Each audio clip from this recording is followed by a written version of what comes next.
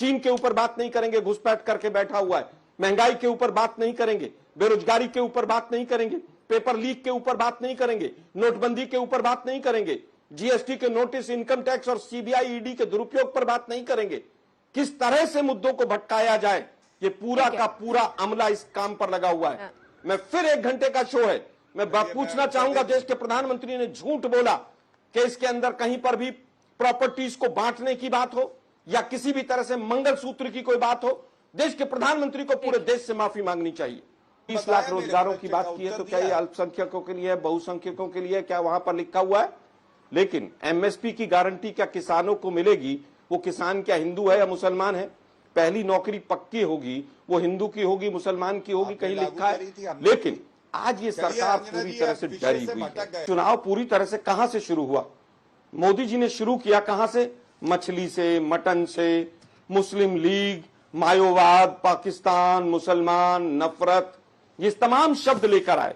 महंगाई, बेरोजगारी, चीन की घुसपैठ, इलेक्टोरल बॉन्ड्स, इनसे कैसे ध्यान भटकाया जाए, ये मोदी जी की चाल है। लेकिन जनता हमसे ज्यादा समझदार है।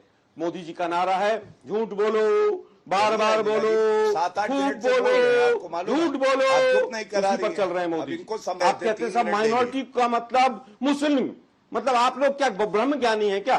क्या हमारे वक्तव्य में अगर यहां पर मैनिफेस्टो में माइनॉरिटी शब्द है तो उसका मतलब मुस्लिम है?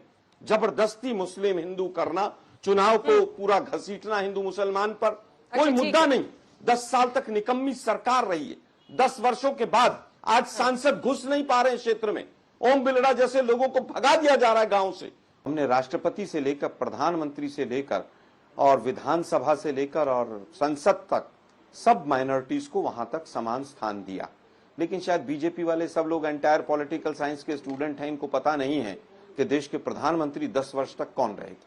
खैर, वापस आता हूं। मोदी जी कहते हैं ना, झूठ बोलो, बार बार बोलो, झूठ बोलो, बार बार बोलो। मोदी जी ने सबको सिखा दिया कि झूठ बोलो और बार बार बोलो। अंजना जी, आज तक के दर्शकों को मैं क्लियर कर देना चाहता हूं कि देश के प्रधानमंत्री ने बिल्कुल सफेद झूठ बोला और मंगलसूत्र जैसी पवित्र चीज तक जाकर पहुंच गए ये लोग। इनको थोड़ी सी भी लज्जा नहीं आई। सबसे ज्यादा काउंटर प्रोडक्टिव यानी नुकसानदायक साबित हुआ है, ये एंटनी कमेटी की रिपोर्ट थी। देखिए, एंटनी कमेटी की रिपोर्ट ना तो मैंने पढ़ी, और आपके पास कहीं आधिकारिक तौर पर हो तो जरूर मेरे पास भेजिएगा। ये भाजपा जो व्हाट्सएप पर ज्ञान देती है उस पर ज्यादा भरोसा मत कीजिएगा। आपके पास एंटनी कमेटी की अगर आधिकारिक रिपोर्ट हो तो जरूर मेरे पास एक प्रति भेजिएगा। मैं कह रहा हूं, माइनॉरिटीज मंत्रालय आप चलाते हैं, लेकिन आज आप मुसलमान शब्द पर आ गए हैं, और उसका सीधा सीधा कारण यह है कि किस तरह से नफरत और द्वेष पैदा किया जाए। लेकिन देश के प्रधानमंत्री तो मंगलसूत्र तक पहुंच गए। मैंने 2 सवाल पूछे अंजना जी कि इसमें मंगलसूत्र का कहां जिक्र है और हिंदुओं की प्रॉपर्टी लेकर मुसलमानों को कहां दे दी जाएगी। दोनों प्रवक्ता नहीं बता पाए। देश के प्रधानमंत्री ने झूठ भी बोला। देश के साथ जिस तरह से उन्होंने विभाजनकारी वक्तव्य दिया, ये पूरी तरह से बताता है कि पहले चरण के जो मतदान हुए हैं उसमें अब अडानी की सरकार बनने नहीं जा रही। इस बार हिंदुस्तानियों की सरकार बनेगी। और जितना इन्होंने पैसा अडानी और अंबानी और तमाम उद्योगपति अपने मित्रों का माफ किया है, उतना ही पैसा, उतना ही धन हम गरीबों में बांटेंगे तमाम योजनाओं के तहत, उनके शिक्षा पर, उनके स्वास्थ्य पर। लेकिन डर अच्छा लगा।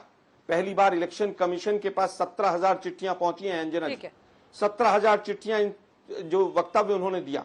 हम हर बार सोचते हैं कि मोदी जी शायद अब इससे नीचे नहीं जाएंगे वक्तव्य देने में, चाहे वो 80-20 हो, शमशान कब्रिस्तान हो, ईद दिवाली हो, दंगाइयों को कपड़े से पहचानना हो। लेकिन जब जब चुनाव आता है अंजना जी, तब तब पूरी तरह से ये लोग जिस तरह का खेल खेलते हैं, पूरे विश्व में आज भारत की नाक कट रही है। हम हिंदुस्तानियों की सरकार बनाएंगे, अडानी की सरकार नहीं बनेगी।